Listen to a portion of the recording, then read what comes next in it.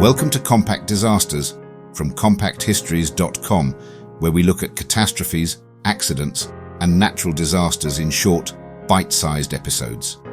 This is episode 68, the 1999 Paddington Rail Crash.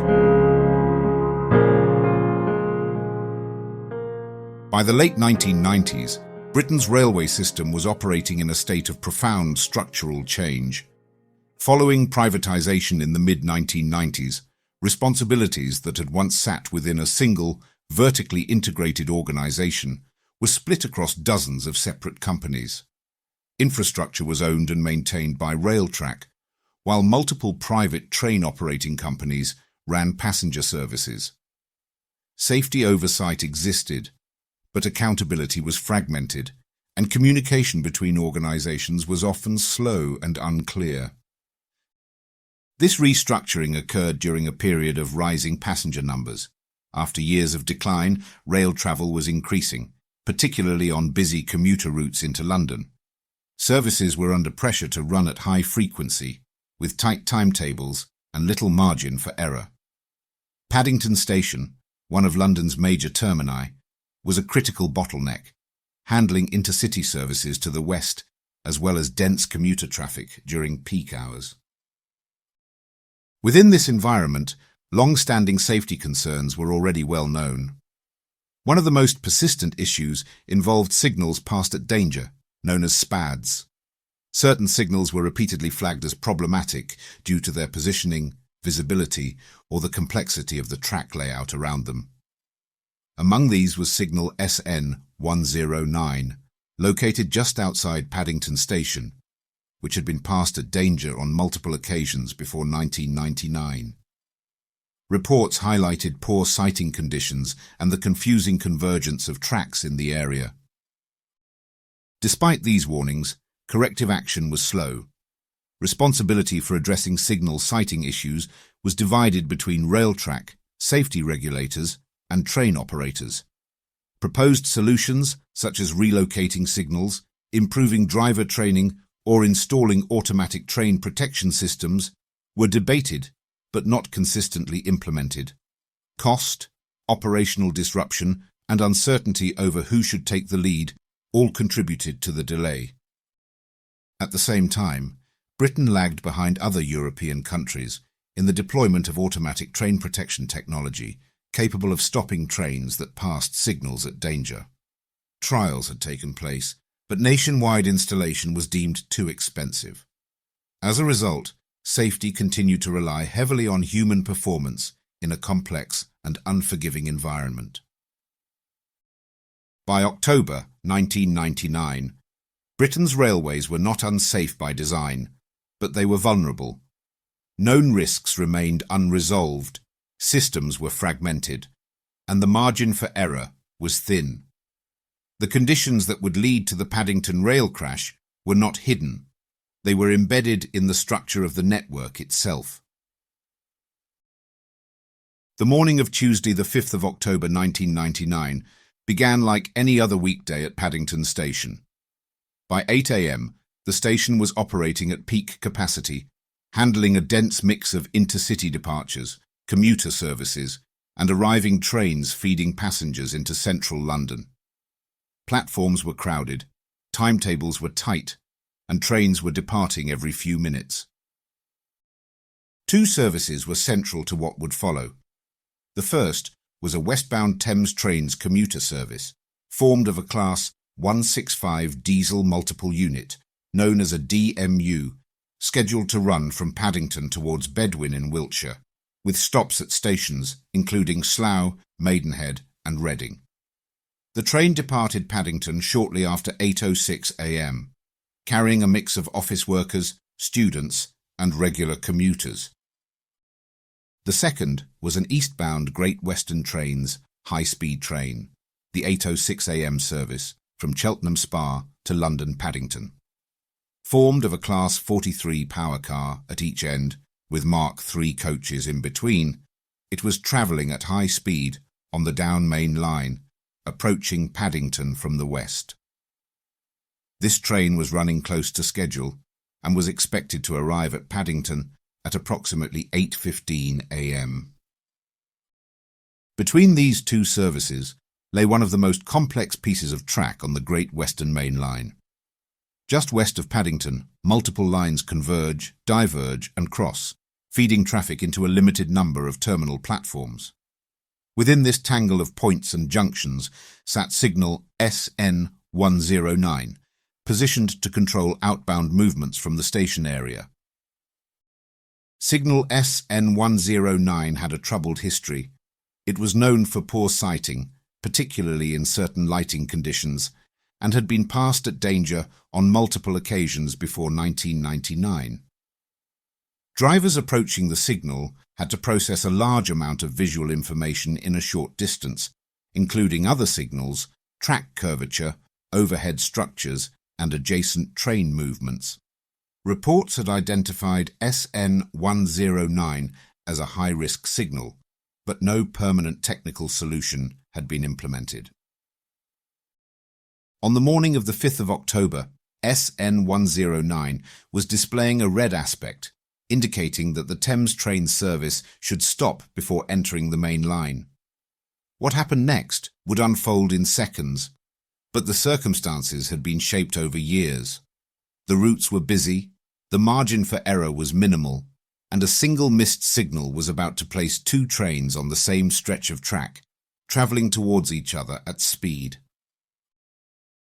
At 8:11 a.m. on the 5th of October 1999, just over 1 kilometre west of Paddington Station, the two passenger trains collided head-on at high speed.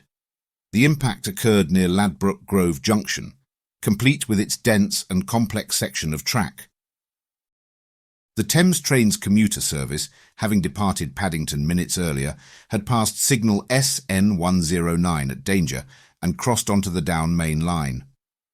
At the same moment, the Great Western Trains high-speed train from Cheltenham Spa was approaching London at approximately 125 miles per hour. With limited visibility and no automatic system in place to stop either train, the two services were now on a direct collision course. The trains struck almost head-on, slightly offset, generating an enormous release of energy. The leading carriages of both trains were destroyed on impact. The diesel fuel from the Thames Trains unit ignited, causing a fireball that engulfed the wreckage within seconds. Flames spread rapidly through the crushed carriages of the high-speed train, fed by ruptured fuel tanks and flammable interior materials. Passengers and crew in the leading vehicles were killed instantly. Others were trapped in smoke-filled compartments as fire took hold. Survivors later described intense heat, thick black smoke, and complete darkness inside the wreckage. Some escaped by breaking windows or forcing doors, while others were pulled free by fellow passengers in the first moments after the crash. The collision killed 31 people and injured more than 400, many of them seriously. Most of the fatalities occurred in the front carriages, where the force of impact and subsequent fire were most severe. The scale of the destruction made immediate rescue extremely difficult. Twisted metal, burning debris, and the risk of further explosions slowed access to survivors. Emergency services were alerted within minutes. Fire crews, police, and ambulance services converged on the scene, working under hazardous conditions to extinguish fires and extract the injured. Helicopters were used to airlift the most seriously wounded to hospitals across London. The crash outside Paddington was not a random failure or an unforeseeable accident. It was the moment when a known signal risk, a missed stop, and the absence of automatic protection combined in the most violent way possible. In just a few seconds, years of unresolved safety concerns became a national tragedy. In the immediate aftermath of the collision outside Paddington Station, the scene at Ladbroke Grove descended into chaos. The impact had ruptured fuel tanks and electrical systems, and within seconds, the wreckage was engulfed in intense flames. Thick, black smoke poured from crushed carriages, visible across West London, while burning debris littered the surrounding tracks. Passengers who were able to move tried to escape instinctively. Some forced open doors or smashed windows, climbing down onto the ballast as fire spread behind them. Others helped fellow passengers, pulling the injured away from the wreckage despite the risk of further explosions. Inside the leading carriages, survival was rare. The combination of impact forces, fire, and smoke proved fatal within moments. Emergency services arrived quickly but faced extreme conditions. Fire crews were confronted with intense heat, limited access, and unstable rolling stock. Water supplies were initially insufficient, requiring additional tenders to be brought in. Firefighters worked to suppress the blaze while simultaneously cutting through metal to reach trapped passengers. The risk of fuel reignition and electrical hazards from overhead lines added to the danger. Ambulance crews established triage points near the site, treating the injured on the ground before transporting them to hospitals across London. There were many different types of injury sustained by survivors, including burns, smoke inhalation, fractures, and crush injuries. Helicopters were used to evacuate the most seriously wounded, while others were taken by road as quickly as possible. Hospitals activated major incident protocols, calling in additional staff and clearing wards to accommodate casualties. For several hours, rescue efforts continued amid smouldering wreckage. As the fire was brought under control, the focus shifted from rescue to recovery. The remains of the front carriages were almost unrecognizable, reduced to twisted frames and charred interiors. Identifying victims was a slow and painful process, complicated by the severity of injuries and the condition of the wreckage. The psychological impact on survivors and responders was profound. Many passengers later reported long-term trauma, anxiety, and survivor's guilt. Emergency personnel described the crash as one of the most harrowing incidents of their careers, not only because of the scale of loss, but because so many of the victims had been commuting on an ordinary weekday morning. The crash and resulting fire at Ladbroke Grove transformed a signalling failure into a mass casualty disaster. It exposed how quickly a rail accident could escalate when high-speed impact, fuel, and confined spaces combined, leaving little chance for survival once things went wrong. In the weeks following the crash, attention turned rapidly from rescue to accountability. The scale of the disaster demanded a full public examination of how two trains could be placed on the same track during the morning rush hour. Multiple investigations were launched, culminating in the Ladbroke Grove Rail Inquiry, chaired by Lord Cullen. Early findings confirmed that the Thames Trains service had passed signal SN109 at danger, but the inquiry made clear that this fact alone could not explain the disaster.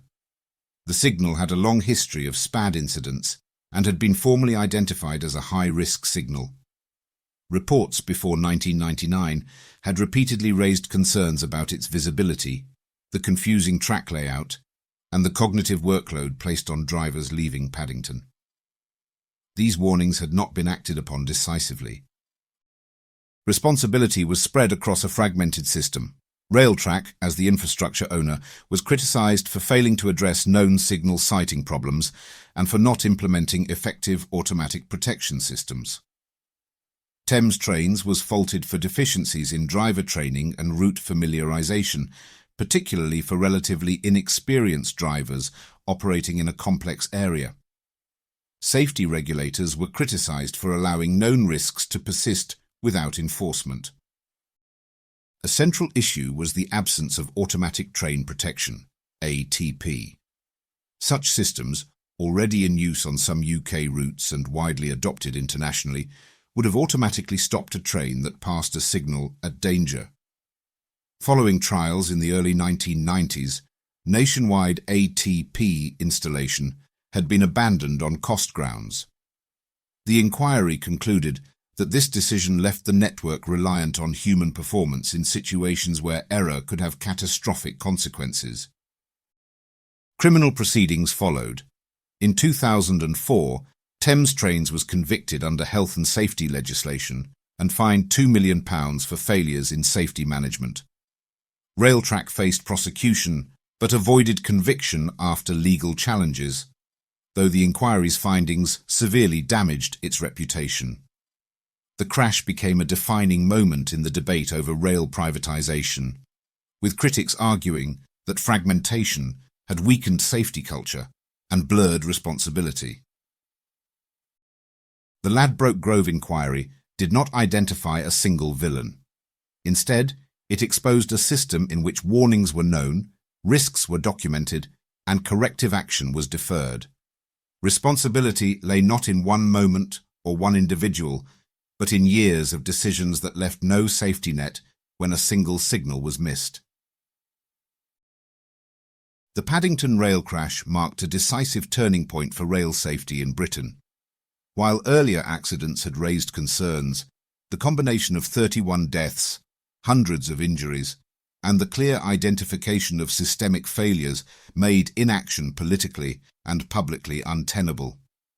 The changes that followed were not instant, but they were substantial. One of the most immediate consequences was renewed momentum behind automatic protection systems. The inquiry concluded that reliance on human performance alone was unacceptable in complex high-speed environments. As a result, Britain accelerated the rollout of the Train Protection and Warning System, TPWS. While not as comprehensive as complete automatic train protection, TPWS was capable of stopping trains that passed signals at danger or approached danger points at excessive speed. By 2003, TPWS had been installed across the national network, significantly reducing the risk of SPAD-related collisions. Signal sighting also became a priority. High-risk signals, including those around Paddington, were reviewed, repositioned, or modified to improve visibility. Signal design standards were tightened, and greater emphasis was placed on understanding how drivers perceive and process visual information in complex track layouts.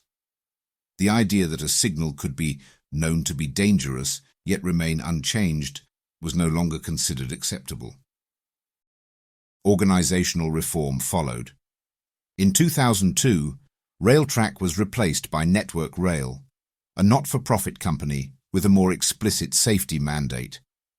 This shift was intended to reduce the fragmentation exposed by Paddington and recenter responsibility for infrastructure safety within a single body. While debates over effectiveness continued, safety culture became a central performance measure rather than a secondary concern. Driver training and route knowledge requirements were strengthened.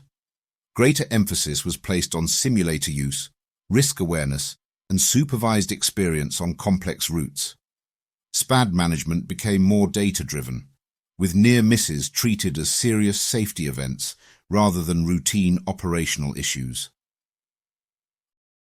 Despite these reforms, Paddington left a lasting unease. TPWS reduced risk but did not eliminate it, and Britain's decision not to adopt full ATP nationwide remained controversial. What the crash ultimately changed was not just technology, but attitude.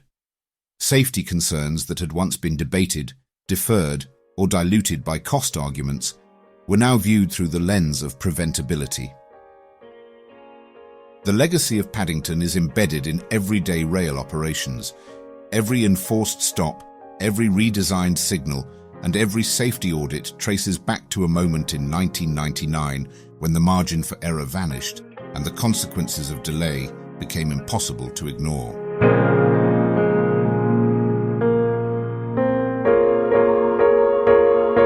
That brings us to the end of this episode of Compact Disasters, part of the Compact Histories Network. If you enjoyed it, please follow or subscribe wherever you're listening so you don't miss any future episodes. And consider leaving a rating or review, as it really helps new listeners find the show. You can find more episodes at compactdisasters.com, where you can also explore our other podcasts covering biographies, history, true crime, warfare, and mysteries. You can also follow us on Facebook, Instagram, and Pinterest. Finally, please consider supporting the show directly by buying us a coffee. Head on over to compacthistories.com/disasterscoffee to see how. Thanks for listening, and I'll see you next time.